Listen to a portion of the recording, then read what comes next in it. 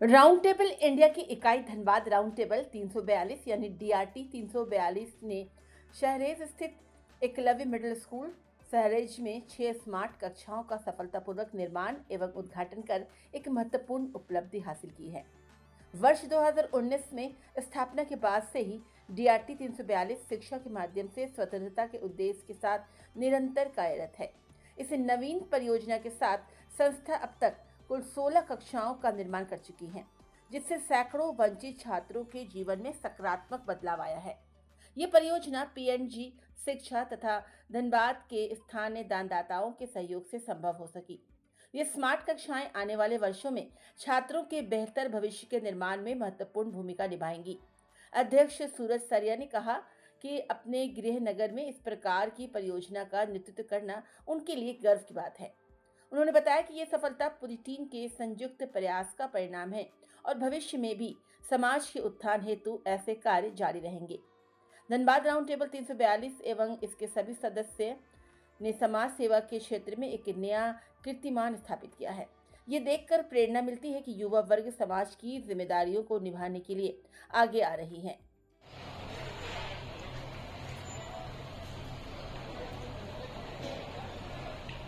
मैं रिक्वेस्ट करती से कि वो आकर लेफ्ट राइट करें। देखिएगा, सामने देखिएगा भैया।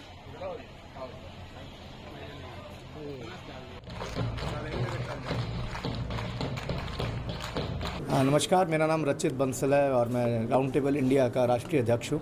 आज एकलव्य महाविद्यालय स्कूल में आज हम आए हैं, एकत्रित हुए हैं और मुझे खुशी है कि राउंड टेबल इंडिया का जो लोकल चैप्टर है धनबाद राउंड टेबल 342, उन्होंने 6 कक्षाओं का आज यहाँ निर्माण किया है। तो आज उस 6 कक्षाओं के हम निर्माण के लिए आज हम सब उपस्थित हुए हैं। करीब कितने विद्यार्थी हैं इन 6 कक्षाओं में?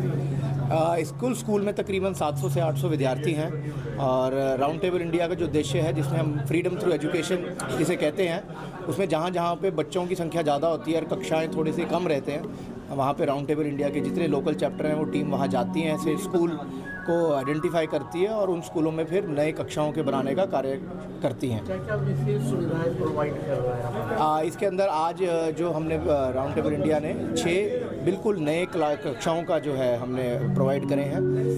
इसमें रेनोवेशन नहीं है, ये ब्रांड न्यू क्लासरूम है और इसमें जो है स्मार्ट बोर्ड्स, ब्लैक बोर्ड्स और हमारे जो बेंचेस हैं, फैंस, लाइट आप जैसे देख रहे हैं कि सारा का सारा टोटल कंप्लीट जो इसे कहते हैं कि आज बच्चों ने आना है और यहाँ पे सिर्फ अपनी शिक्षा जो है आरंभ करनी है इन कक्षाओं में बैठ के। और ये 6 क्लासरूम तकरीबन 50 लाख रुपए की तकरीबन लागत से जो है ये शिलान्यास किया गया है। कितने शिक्षक यहाँ पे इन लोगों को पढ़ाएंगे?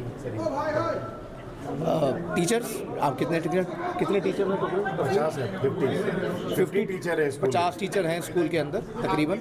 बंसल जी, एक हाँ चीज़ बताइए, राउंड टेबल इंडिया किस तरह से समाज सेवा की दिशा में अपने कीर्तिमान स्थापित कर रही है? राउंड टेबल इंडिया, पहले तो मैं बताना चाहूँगा हमारी ऑर्गेनाइजेशन की स्थापना हुए 65 साल हो गए हैं।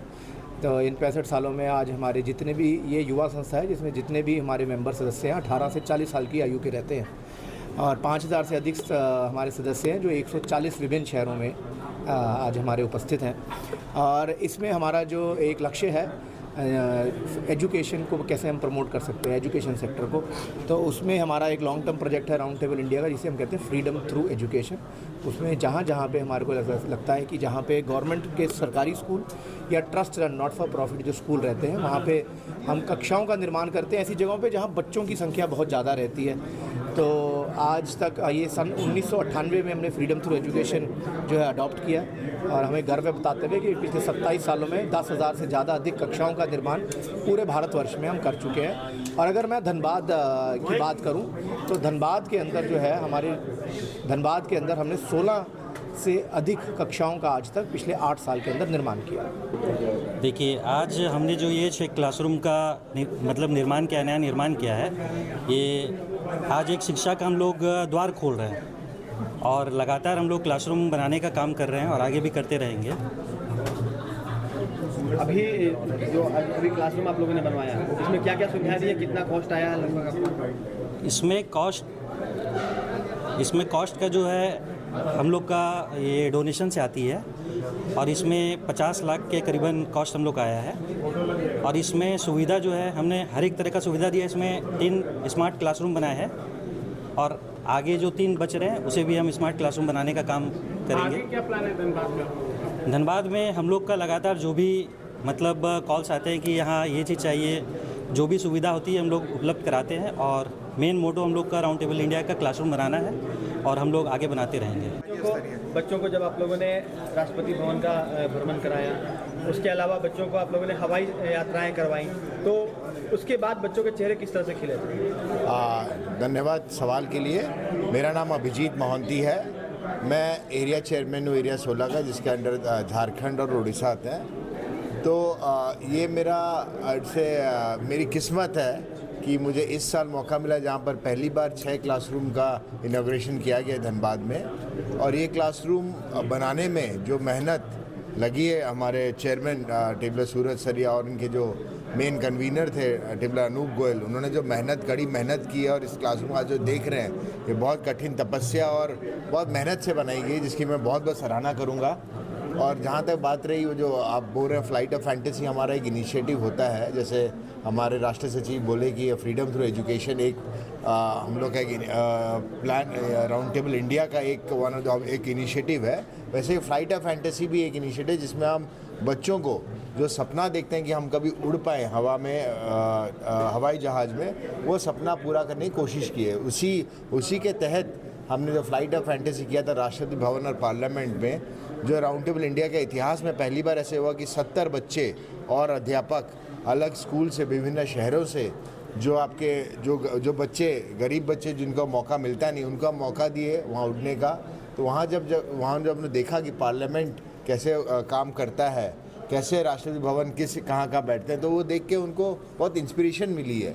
उनके जो खुशी है उसको शब्द में बयान करना मेरे लिए ठीक नहीं रहेगा, बट बच्चों की खुशी देकर हमें जो शांति मिली है, हमें लगा चलो हमने कुछ तो किया अपनी ज़िंदगी में एज राउंड टेबल इंडिया की तरफ से, तो बहुत अच्छा लगा और आगे भी ये चलता रहेगा। हाँ जी। राउंड टेबल इंडिया में धनबाद चैप्टर जो है वो काफ़ी सराहनीय काम कर रहा है और इसमें सबसे ऊपर है कि आप मीडिया बंधुओं ने भी काफ़ी सहयोग किया है और आप लोगों का सहयोग हमें बराबर मिलते रहता है और मुझे उम्मीद है कि हमें इस नेक काम में आप लोग हमेसा अपना सहयोग देते रहेंगे। आगामी योजनाएं क्या क्या हैं? आगामी योजनाओं में कुछ जैसे एक अभी हमारे भाई साहब ने कहा था कि लालमुनि वृद्धाश्रम का भी कुछ जीर्णोद्धार की कुछ देखरेख करनी है। इसके अलावा और भी जो स्कूल्स हैं उसमें और क्लासरूम्स और मेडिकल फैसिलिटीज़ कुछ बढ़ानी है, प्लस जो बच्चों का अधिक से अधिक संख्या में उनके जो सपनों की उड़ान है उसको पूरा करना है। धन्यवाद।